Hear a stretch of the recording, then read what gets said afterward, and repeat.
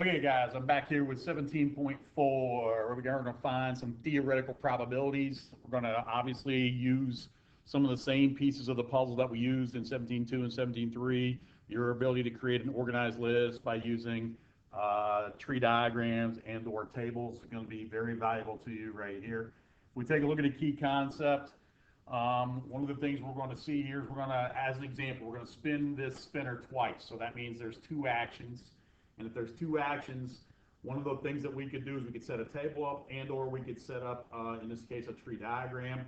You see they choose to set up a tree diagram right here with all the possible outcomes. If you think about this, there were three possibilities in the first one, three possibilities in the second one in terms of the colors that you could spin. That means there's going to be 9 total outcomes. You can see that right here, and this would be listed underneath the possible outcome piece. And then favorable outcomes. Favorable outcomes is which ones fulfill the event that they want. They want you to spin the same color twice. And you can see that I do that if I go red, red on the first one, blue, blue on the second one, or green, green on the third one. So that means there's 3 favorable outcomes. This is going to basically be your math Bible verse for today. So I jot that down somewhere, probability of the event taking place, number of favorable outcomes divided by the number of possible outcomes. I would say in most cases they're going to want this as a fraction, but they're going to want it as a simplified fraction. So as you see, the final answer is your 3/9, and you're going to simplify that to 1/3. Going to move forward now to part 1.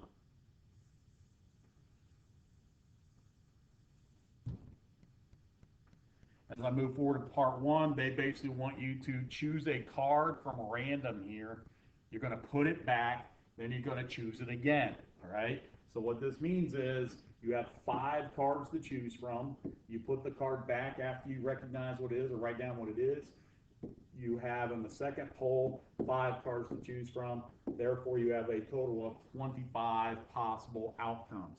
So in each case, all these cats are going to start with 25 as your beginning denominator. Now, is it possible to simplify? Yes, in fact, it would be possible. So 25 is what we're looking at. Now, again, they choose because it's a 2-step action. They choose to put it in a table. Very smart move. So the blue ones potentially would represent my first poll. My red ones would represent my second poll. I guess it's the other way around. Yeah, that's the way it's going.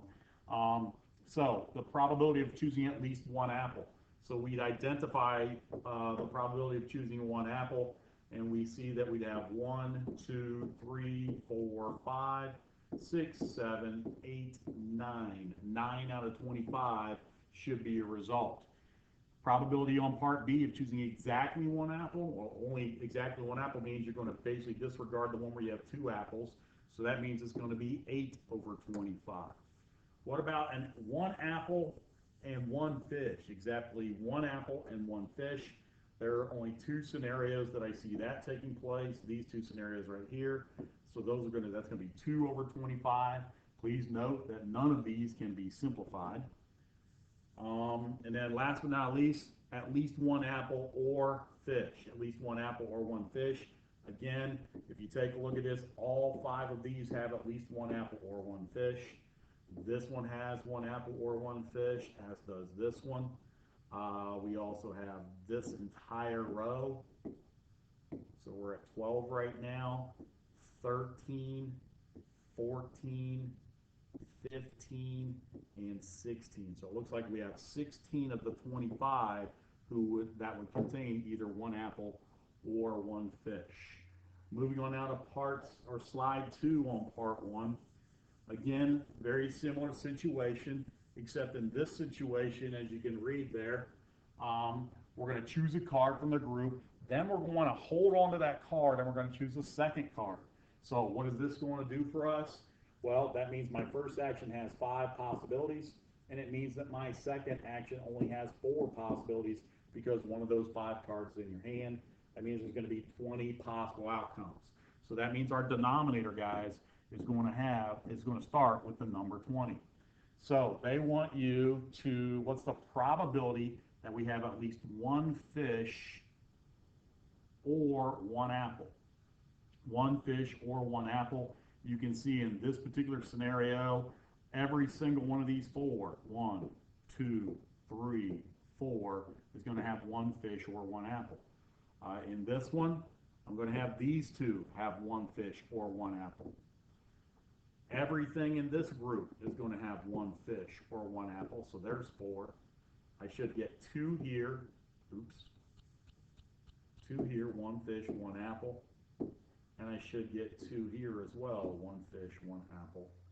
So it looks to me like we're at what, 6 and 4 is 10. Looks like we're at 14 if we add those together. So 14 out of 20 would be my recommendation. And if we want that as a fraction, I would say you're going to want to simplify that to 7 over 10. Your choices there as far as the answers were concerned. Hopefully D is our magic one.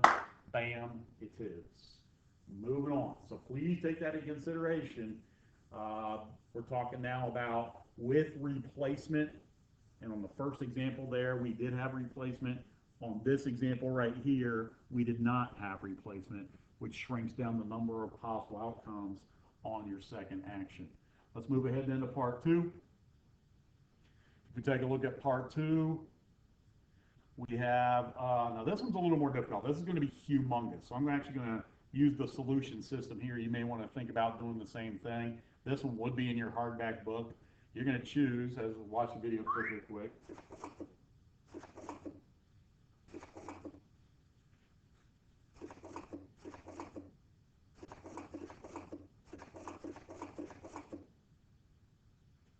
So again, one thing to think about, there's a major shortcut that if you think in here, there's a major shortcut that you could be talking about. You, in essence, have 3 people, and they're going to be looking at their eyes, their nose, and their mouth, and you want to know in which type of situation or how many, what's the probability that you have 2 of the parts from the same exact person. And so I think you could kind of, I don't want to say cheat, that's kind of a strong word, but use your knowledge to your advantage here. If you just did, for example, the tree diagram on Dana, you could come up with, I think, all the possible answers.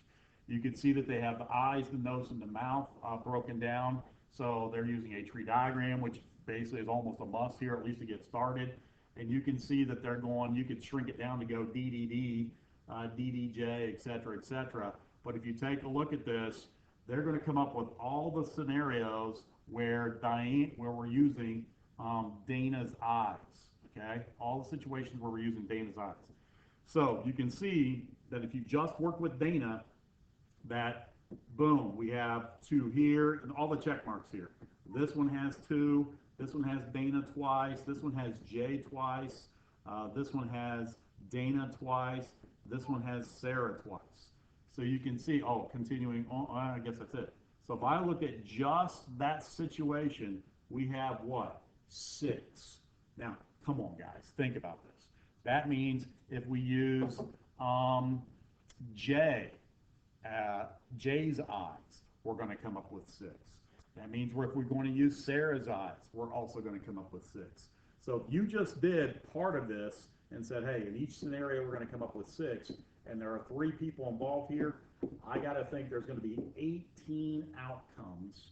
18 outcomes. And remember, something to consider. How many total outcomes are there? There's 3 for eyes, there's 3 for nose, and there's 3 for mouth. So there's a total of 27 outcomes. That means 18 out of 27 are going to have 2 parts of the people, and this is going to be simplified to what? 2 over 3. If they want this as a percentage, it would be 66 2/3%. If they would like to see this as a percentage. All right, let's scroll down and see what their answer is. And there you go, 18 over 27 or 66 2/3. All right, so a very complex problem. You could save yourself a heck of a lot of time if you understand you don't have to do the whole thing there in order to make it work. All right. Okay, let's move on to my next slide on part 2. Next slide on part 2, this one's a little bit easier, not as much going on here. We have a geography fair. We're going to pick names in the box and countries in the box. So again, to me, this only being a 2-parter, I would be using a table. The names in the box would be Nora, Miguel, Otis, Pyra, and Quincy. And then down here, you create the table like so. And over here, you could go with, what? Ethiopia, France, and Greece. Ethiopia, France, and Greece. All right. So if you did that, you could go ME, FE. Oops. Oh, we go column headings go first. So ME, OE, PE, and QE. Here we've got an F, MF, OF, PF, and QF. And then last but not least, we have NG, MG, OG, PG, and QG. All right. Says, what's the probability of choosing your best friend Miguel and your favorite country Greece? Miguel and Greece, you really only have one shot out of what? 15. One shot out of 15 in order for that to take place. Correct answer. Let's see where you at. There we go. 1/15 is what we have right there. So again, you could have come up with possible outcomes just by saying, hey, I've got 5 partners to choose from, and I've got 3 countries to choose from. So you could have gotten your 15 pretty easily as far as your denominator is concerned there, if you were paying attention. All right, so again, using that fundamental counting principle that we learned in the last section, section 17.3, hugely valuable. All right, last part, part 3. Here we go. We're at about 12 minutes. I'm going to try to get through this in about 3. Come on, Pearson. So you can use the probability tool to run trials of 2-step action. So in this situation, remember it's number of time an event occurs over total number of trials. All right, let's take a look at what we've got here. So class ran 330 trials of this 2-step action. And you can see they tossed this coin and then they spun the spinner. All right, tossed the coin, spun the spinner. You have to complete the table for which compound event is the count closest to the expected count. All right, so this one's going to require some calculation. We're not going to do the whole thing, but if we take a look at this, we have all the different possible outcomes: HR, HB, HG, TR, which means tails red, tails blue, tails green. All right, so if you think about this, each of these should happen 1/6 of the time in theory. 1/6 of the time in theory. From a percentage standpoint, which is going to be easier to compare from that, you're at about 16.7% or 17% if you want to round it off to the nearest percent. That would be the theoretical probability. Okay, so I'd say, hey, you're at about 17% or pretty close to this on all these theoretical situations. The experimental situation here, we had 330 trial sets, so this is 45 over 330. 45 over 330, and what you're going to do is you're going to take 45 divided by 330 in order to come up with your answer. This one's going to run about 14%. Okay, about 14%. And you were expected to get an idea. The expected count would be, you're going to take this 17%, 0.17 or 0.167 maybe, and you're going to multiply it by that 330. So 0.167 times 330 equals about 55. So you were expected to get about 55 of these. Okay, and you could go ahead, might be smart for you to go ahead and do that for all of those. So I'm going to go ahead and take 0.167. Well, I guess the expected count for every single one of these, that would be nice, is going to be 55.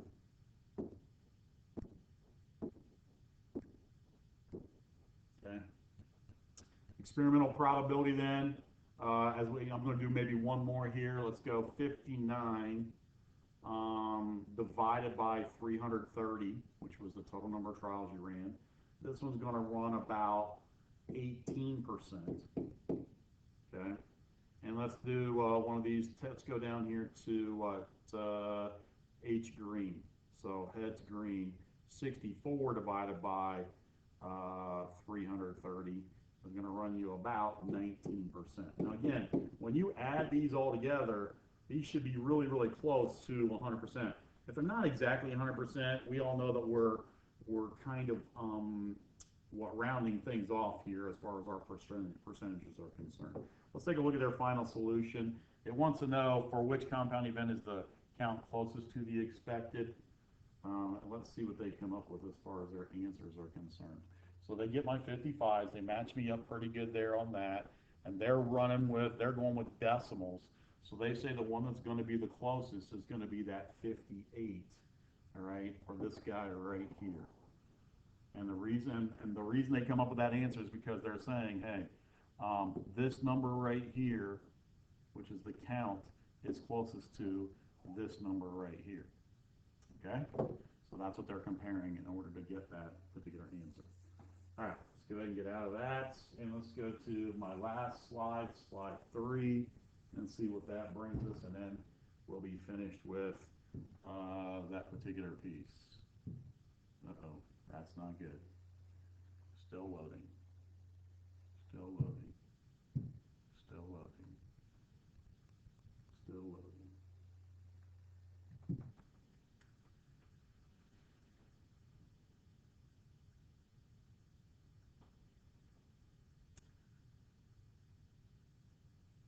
All right, I guess we're going to have to cut it off right there, as we have come to find out.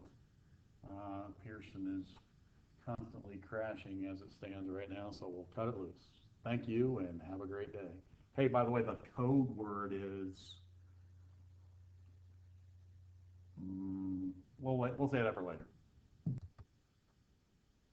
Hey, I'm back. This thing came up, so I might as well go ahead and use it. So it says choose one marble at random from a bag that contains one red, one green, and one blue. Then toss a coin for which compound event is the result closest to the result predicted by probability. So choose one marble at random from a bag that contains one red, one green, and one blue. Then toss a coin. So you have 3 possibilities at the beginning. You have 2 possibilities with the coin. So you have 6 possible outcomes. So again, you're basically saying each of these should be a 1 out of 6 scenario. And they did 60 trials. Okay, so we're going to go ahead and take 11 divided by 60. 11 divided by 60 is about 18%. 8 divided by 60, and that's about 13%. We've got 14 divided by 60. That's about 23%.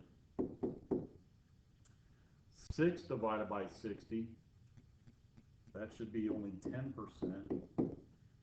13 divided by 60 is what? 22%. And then 8 divided by 60, I've got that at about, we already had that one once, 13%. Okay? So again, look, you can see here real carefully here. 8, 3 is 16, 6, 14, this is going to be 9.